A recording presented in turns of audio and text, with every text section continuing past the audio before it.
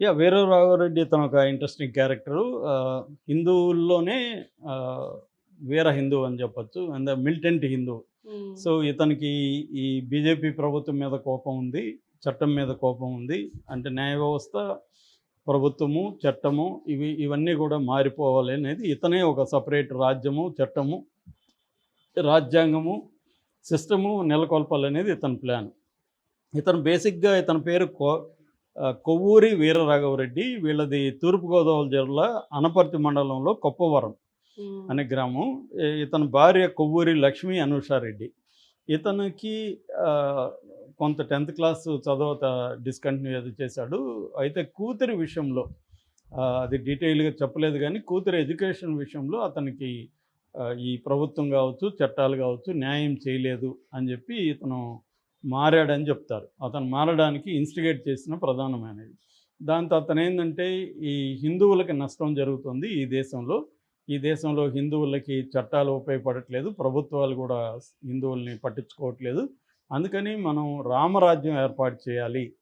రామరాజ్యం అనే కాన్సెప్ట్ ఏర్పాటు చేసి టెంపుల్స్‌ని ఆక్యుపై చేయాలి. టెంపుల్స్ ల్యాండ్సు, తర్వాత cow lands cow pastures lands అంటే ఆవుల మేపడానికి ఇచ్చిన భూములు, తర్వాత ఓన్ రూల్స్ పెట్టుకోవాలి. కాన్స్టిట్యూషన్ మనమే తయారు చేసుకోవాలి. సిటిజన్షిప్ కూడా తయారు చేయాలి. హిందువులకి మెయిన్‌గా సిటిజన్షిప్ అనేది హిందువులకే ప్రధానంగా ఉండాలి అనే ఒక కాన్సెప్ట్ ఏదో ఇతను ప్లాన్ చేసుకున్నాడు.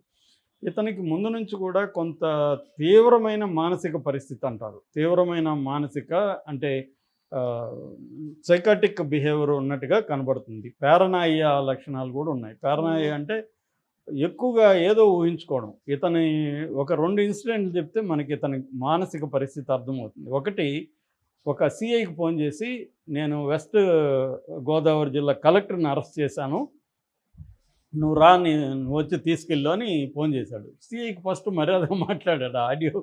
ఆడియో బయటకు వచ్చింది.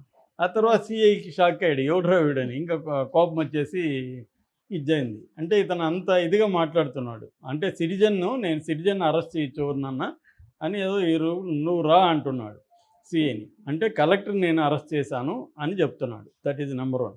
నెంబర్ 2 ఏంటంటే అనేక ఇంటర్వ్యూలో నవగ్రహాలు నా కంట్రోల్లో ఉన్నాయని చెప్తున్నాడు. నవగ్రహాలు నా కంట్రోల్లో ఉన్నాయి, నేను ఎప్పుడు అనుకుంటే అవి అప్పుడు అలాగా వాటిని మార్చగలను, ఈ గ్రహాన్ని ఇక్కడ పెట్టగలను, ఆ గ్రహాన్ని అక్కడ పెట్టగలను అంటున్నాడు. ఒక పక్కేమో మనం స్పేస్ ఎక్స్ అవన్నీ అక్కడికి పంపిస్తూ అవన్నీ మొన్ననే ఆమె వెళ్ళొచ్చింది, సునీత విలియమ్స్. అలాగా ఒక పక్క ఇది చేస్తుంటే ఇతనేమో నేను ఇక్కడ కూర్చొని గ్రహాలను మారుస్తాను అంటున్నాడు.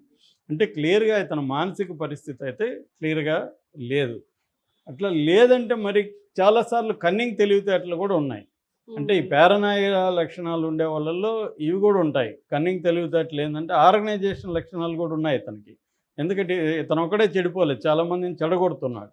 సో అందుకని ఇతను ఏం చేశాడంటే ఒక ఎన్జిఓ ఫామ్ చేశాడు. కోసలేంద్ర ట్రస్ట్ అని ఒక ఎన్జిఓ ఫామ్ చేసి, ఆ ఎన్జిఓకి అధ్యక్షురాలు ఎవరంటే వీళ్ళ భార్య కొవ్వూరి అనూషారెడ్డి. వాళ్ళ భార్యను కూడా మ్యానిపులేట్ చేసినట్టుగా ఉన్నాడు. సో అంటే చాలామంది బయట చేయగలుగుతారు కానీ ఇంట్లో చేయలేరు. ఇతను ఇంట్లో కూడా సక్సెస్ అయ్యాడు. భార్యను కూడా మ్యానిపులేట్ చేశాడు. సో ఈ ట్రస్ట్ పెట్టి ఇతను ఏం చేస్తున్నాడంటే ఒక యూట్యూబ్ ఛానల్ పెట్టాడు, కోసలేంద్ర టీవీ. రెండోది రామరాజ్యం.net అనే ఒక వెబ్సైట్ పెట్టాడు.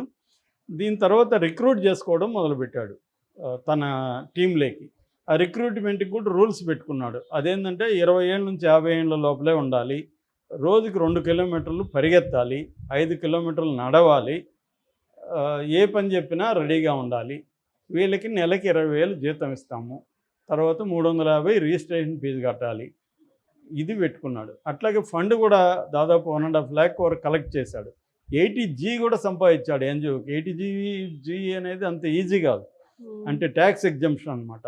అలాగా 80G సర్టిఫికేట్ సంపాదించాడు, ట్యాక్స్ ఎగ్జంప్షన్ ఉంది, డబ్బులు కొంత ఆర్గనైజ్ చేశాడు. అక్కడి నుంచి ఏం చేశాడంటే వీళ్ళకి ఒక రకమైన డ్రెస్ కోడ్ పెట్టి ట్రైనింగ్ ఇవ్వడం మొదలుపెట్టాడు. అందులో లేడీస్ జెంట్స్ ఇద్దరు చేరారు.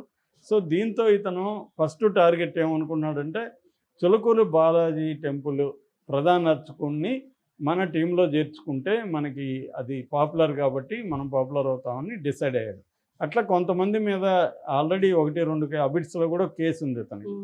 అలాగా చిలుకూరు బాలాజీ టెంపుల్కి సంబంధించిన ప్రధాన అర్చకుడు రంగరాజన్.